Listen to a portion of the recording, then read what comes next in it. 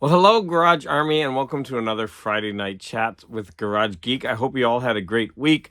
I have just really two categories to share with you. I kind of went crazy this week on a certain thing. Before I start, I do want to share two items.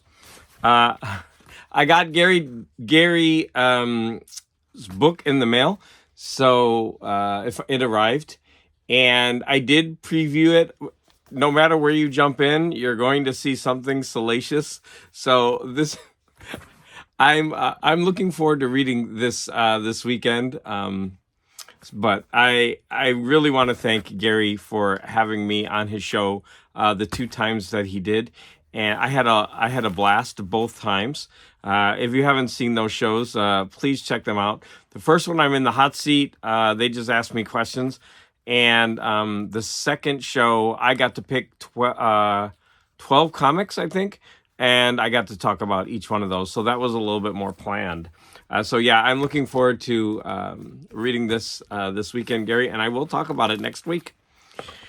I bought my husband this Madonna album. I mean, he has it. He's got probably two or three different copies, but this one is on silver. And so once he found out it was a different color vinyl, he wanted it. So I had to buy him a Madonna album he already owns just because it was a different color. And you know what? I didn't mind that at all. That's what he collects. And so that's what I bought for him. It's actually really nice, and it comes with a poster, which I think that's actually a very beautiful picture. Reminds me of Nefertiti. And so I wouldn't actually mind hanging that poster up myself. Anyway, so this is called the Silver Collection, pressed on silver vinyl. And you know, this album has so many hits on it. So let me go ahead and stash this. Oh, you know what? Let me put it back in this vinyl mailer. Oh, I finally got one vinyl mailer. So there was somebody I promised some albums to, and I still haven't mailed them. So I finally have a vinyl mailer. And if they fit in here, then I will be mailing those off to you. Okay, so basically, I'm going to talk about movies and books. Now, what I went crazy on is I get Oscar fever. And Oscar fever. That sounds weird. It reminds me of that commercial, Oscar Mayer Arena or something. Anyways, so Oscar fever. I have 1, 2, 3, 4, 5, 6 movies to talk to you about and 2 books. So let's jump in. So the first one is on Disney, and that is the Marvel movie, The Marvels. So this is here we go, the picture of Captain Marvel, and then 2 other women who have also gone by the name Captain Marvel. Yeah, so this movie, when it came out, I heard a lot of negative reviews about it, and that it was a woke nightmare and all this other kind of thing. There were a couple lines in the movie that were cringe, where the Captain Marvel says, "Oh, I feel your aggression, and I feel uncomfortable with it." Or I mean, it was like those kind of silly, like. I'm actually kind of tired of that stuff myself. My students say that kind of stuff, and I'm just like rolling my eyes at it. Yeah, because it's like the button phrases of today. But that happened a couple times. But otherwise, I really enjoyed the movie. And I think it's one of those times, again, where you have low expectations of a decent movie, and it turned out to be a lot of fun. Was it the best Marvel movie ever? No, but I certainly enjoyed it. Great special effects, fun story. I liked, if you don't realize it, they keep switching places because of some weird anomaly every time they use their powers. I thought that was kind of fun. Yeah, so I enjoyed it. So if you have Disney Plus, I mean, you should watch it. Okay, now the rest are all nominated for certain categories for the Academy Awards. So the first one I watched is a documentary that is 27 minutes, and it is streaming on Paramount Plus, and it's called The ABCs of Book Banning.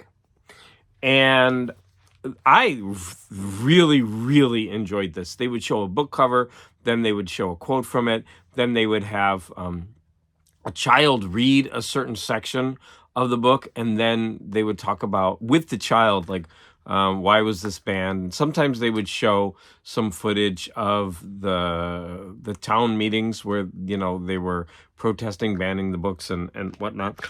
I'm sure that this does not show the entire story. There are some books on there that are ridiculous why they're banned, but I'm sure there were others in there that had some questionable material. And I don't know if this documentary delved that deeply into why all of these books were banned. It basically has the premise that no book should ever be banned. In a sense, I agree with that. But in another sense, I don't think like the Tropic of Capricorn or whatever should be in a middle school library. I mean, I don't know. That's not banning. That's just kind of like put that in the high school section, or I don't know. Is that a kind of banning? It's a slippery slope, right? Because once you start doing that, then you're going to be like, oh, this one has this word in it, so we got to move it over there. Maybe, yeah, I'm kind of like falling on the side of banning now, which I'm not. I totally don't. Like I said, I thoroughly enjoyed this documentary. I think this opens up the door to more discussion on this topic. Let's leave it at that. Next was the live action short. Oh, unfortunately, I didn't get a very good picture of this one. A live action short called The After. And this is 20 minutes, and it's on Netflix. And this had a scene in it that kind of like shocked me. I was just like, whoa, did that just happen? This is really, really good. It's 20 minutes, and it's about a man who is trying to live through trauma.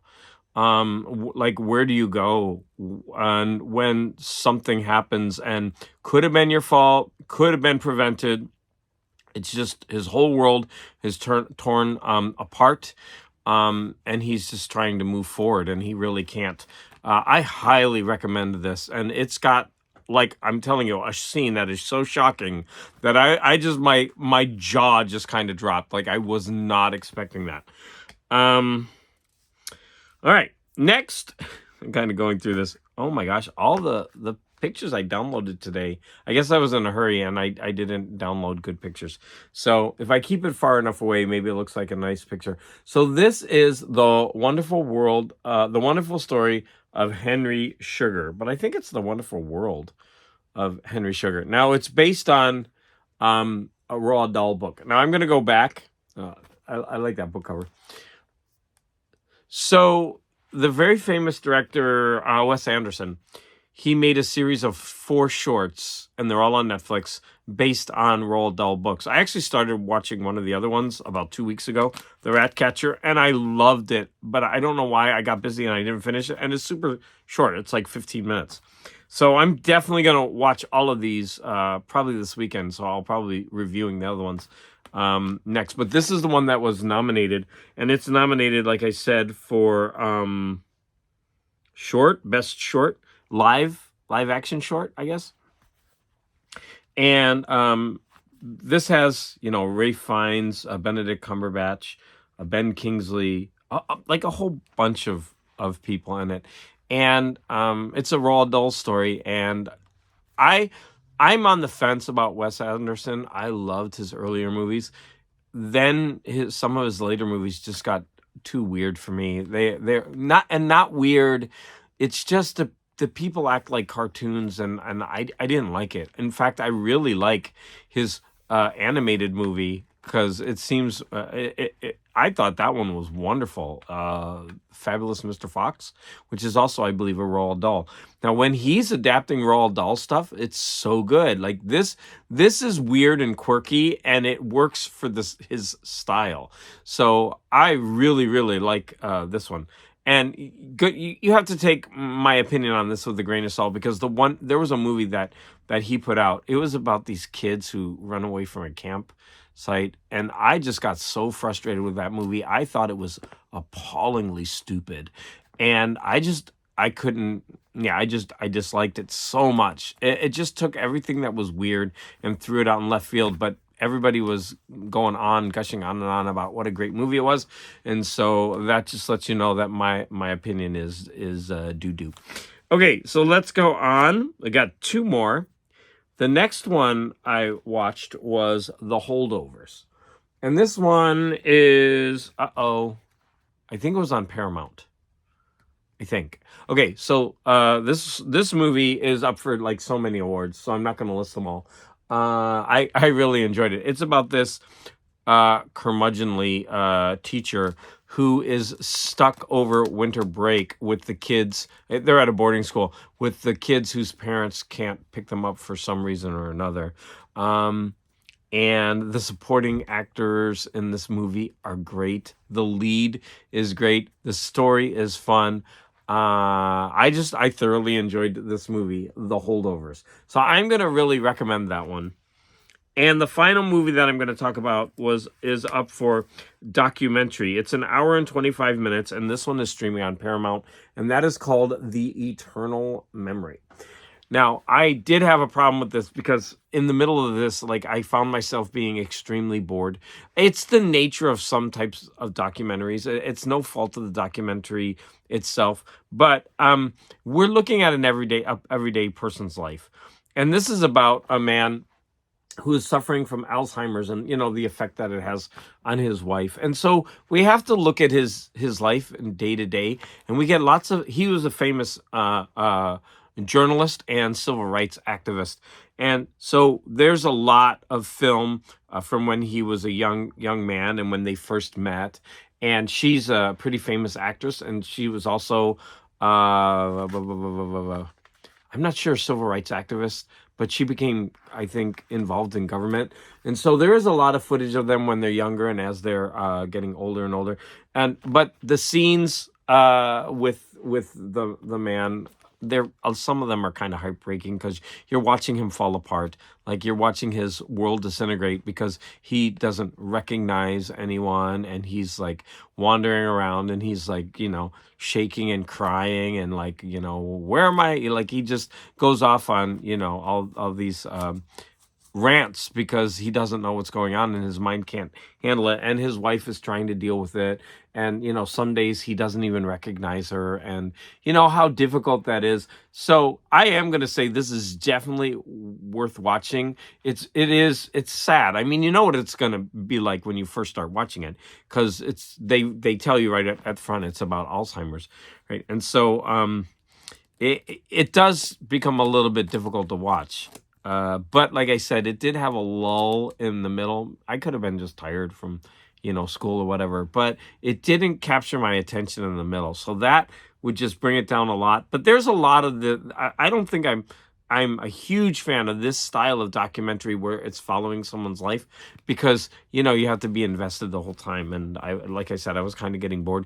It was an hour and 25 minutes, and I think it could have been chopped to an hour, and this would have been a perfect documentary. So those are the 6 movies that I watched.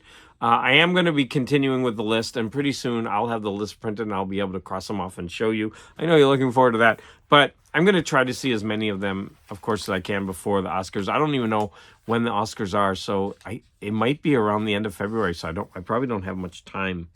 Now, I have 2 books to go over with you. The first one is going to be Matrix by Lauren Groff. I was in such a hurry that I forgot to port over the pictures of the books. Oh, that's too bad, because the cover of this book. Oh, why don't I just go ahead and look it up? The cover of this book is really, really pretty. So I'm gonna look that up while I'm talking about it to you. So hold on. Well, I'm just gonna do it. Sorry, I'm losing viewers as I do this. Matrix, Lauren Groff. See, I can't type and talk at the same time. All right, images. Here we go. It's very pretty. So, well, I think it is. So it's about a woman in a monastery. She becomes head of the monastery. She comes from a royal family. She's actually she knows the queen, but she's tall, lanky, and quite unattractive. But she's very smart, and so they know that she can't get a husband, so they send her off to this monastery. She ends up taking over the monastery and really building something out of it. Um, the this is in Lauren Groff's Women in History series, so I think this is the second one. This is my third book by her. I'm actually really starting to like her a lot. Now it's really funny because my friend started this book and she did not like it, and she put it down. So we're kind of laughing about that. But I actually ended up really liking it. She wrestles with ideas of what a woman's place is, because she believes that she's the equal of any man and that she can do what she wants. She tempts the church. She what else? She does something else that I'm forgetting. But uh not only does it show, like, what a powerful woman she is and what she has to come up against, it kind of shows what life would be like in a monastery. Sorry, I keep putting that glaring light on my face. What life would be like in a monastery around, I think this happened around 1200, around the time of the Crusades, because later in her life, they talk about the Children's Crusade. Now, I could be off on my years, because I was off by like 400 years when in my Space 1999, I was like, oh, they travel in time and they go to Earth in Scotland around 1700, and it was actually like 13 or 1400. So yeah, sorry. And Morton Astad pointed that out to me. So yeah, sometimes I get my times way off. But anyways, around the times around the time of the Crusades, and yeah, I really enjoyed this book. Is it going to be for everyone? No. I'm really starting to like Lauren Groff's writing, and I'm definitely going to listen to some more of her books. And then the last one is a number 2 in a Hugo series. Many of them have won, and this one is called Down Among the Sticks and the Bones. Down Among the Sticks and Bones. Thankfully, it came up, and I don't have to. Now I can get the images. I actually really like the cover of this book. So Down Among the Sticks and Bones. Now I don't, and this one is by Shannon McGuire, not Shannon. Now, sorry, Irish names sometimes confuse me in their pronunciation. I'm sure someone will correct me if that's Shannon or Shane. Who knows? Could be Seamus. But anyways, it's Down Among the Sticks and Bones, and this is number 2 in the series. Now, I don't know if you remember, but I reviewed the first one where it's basically these kids enter these other realms through doors, and they end up coming back to our reality for some reason, but they don't want to be here. They want to go back. But once that door closes, they usually can't get back. And this book, the second one, focuses on 2 characters that weren't the focus in the first book. They're 2 sisters who enter a Dracula Frankenstein type world, and one becomes the apprentice of basically Dracula, and the other one becomes the apprentice of a Frankenstein type monster. But the Frankenstein type monster is more like the monster. What's that movie with Jack Skellington? The Tim Burton Nightmare Before Christmas. Do you remember the little Frankenstein evil doctor? It's more like that. So he is a Frankenstein type monster, but who is also a doctor and does that kind of thing. Okay, that was way more explanation than you needed. So basically, you've got these 2 sisters who are torn apart. It's also about interesting about what family does to us, about expectations for children, and how that can play out over time. I really enjoyed this, and I for a kid's book, I thought this was very compelling, and I cannot wait to start the third one. I think there's 3 to 5 in the series, and the most recent one was on this year's Booker, so that's why I'm getting up to that, not Booker, Hugo Award. So I'm trying to get through them all so that I can, get to the one, but for this year. But many of these were also nominated the years that they came out. So if you like kids' books and you liked my description, you would probably like this book. Okay, tomorrow I am going to do a live stream chat with Gore Vidal. Now, Sleepy Reader might jump in, which is okay, but I wanted to kind of have a chat with Gore Vidal, and we've kind of hammered out some discussions, topics of discussion, and we're gonna focus on one book, one movie, one music recording, and one graphic novel. We've been chatting back and forth. We've decided on them together so that they're both things that we're familiar with, so that we'll have be able to have a better conversation. Sleepy might jump in at the end. He might join us at any time, and he'll have his list as well. But he's a little bit busy with family this weekend, so we're not sure. But it's going to be 10 o'clock California time. So if anybody is interested, you could, join us, or you can just, see it in reruns, as they say. But I want to thank everybody for the support. This one is a short one this week. I've actually got a lot of comics and even a box of slabs to show you, but I think I'm going to do that in a different video, maybe on Saturday or Sunday. So if you're into that, yeah, I did buy a whole bunch of slabs, so I would love to show those off in a video, just to piss all my comic collector fans out there, because most of them don't collect slabs. That's okay. They can just grind their teeth. So yeah, I want to thank everyone for the support. And if you've got Oscar Fever 2, let me know if you've seen any of these. Which ones are you watching? I'm definitely going to be watching more all through this weekend and into next week.